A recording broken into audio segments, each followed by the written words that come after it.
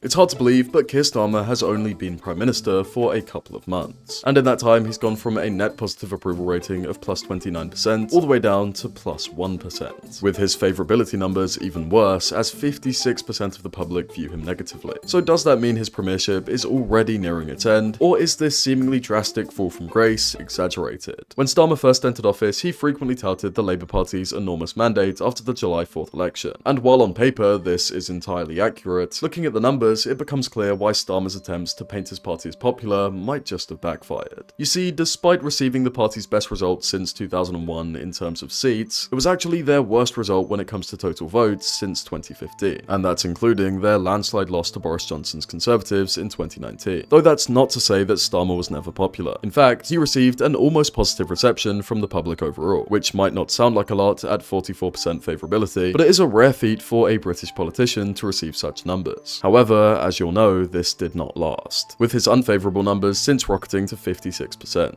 But of course, there isn't a method for the public to oust Starmer outside of an election, which of course won't be happening anytime soon. If Starmer were to become so unpopular that his own MPs launched a revolt, that's a different story. But they're unlikely to be quick to remove the leader who gave them such an enormous majority, barring any particularly damaging scandals. But what is the likelihood of this happening? Well, it just so happens that Starmer is getting his first taste of party infighting over his attempts to cut winter fuel payments for millions of pensioners. This has, unsurprisingly, already proven unpopular, with high-profile Labour MPs such as Diane Abbott being among over 50 parliamentary members of the party who abstained from voting on the issue. Of course, the legislation still passed easily, but this does mark a sizable revolt just 2 months into Starmer's premiership. This comes after 7 Labour MPs were already suspended after voting to scrap the 2-child benefit cap. Clearly a calculated effort to dissuade going against a party whip, one that hasn't seemed to have worked given the 50 MPs who did exactly that. All of this is to say that Starmer is not a god in the party, and while his position is incredibly secure at the moment given the large majority, I would say that this appears to be a vulnerability, and we'll just have to wait and see whether or not it's taken advantage of. Even more recently, Starmer was under fire for accepting over £100,000 in gifts, which led to outrage from the opposition, the media, and the public. But we didn't really see anything from within the Labour Party,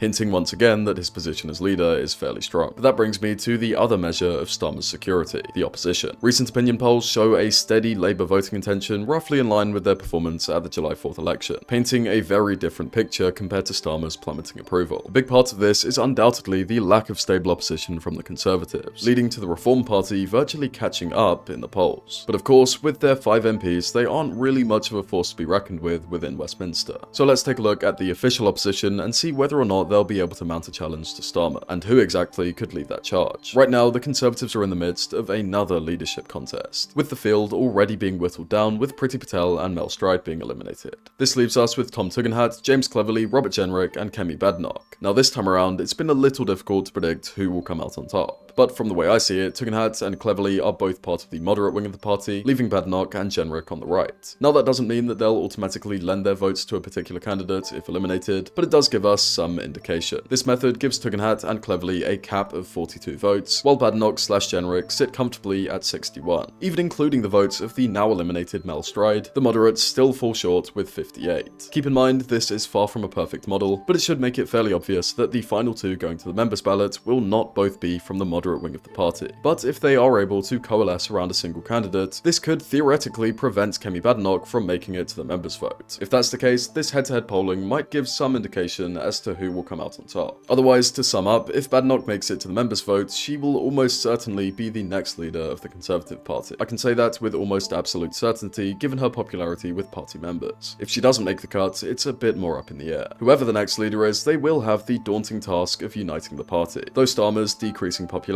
might just help them do that. To sum up, after reviewing all the factors, I do think that Keir Starmer is very secure in his position as Prime Minister, at least for the time being. As I mentioned, vulnerabilities have begun to show around party infighting, but on that issue specifically, we'll just have to see what happens. Please do let me know what you think in the comments, and if you enjoyed this video, consider subscribing or becoming a channel member. Thanks for watching, see you next time.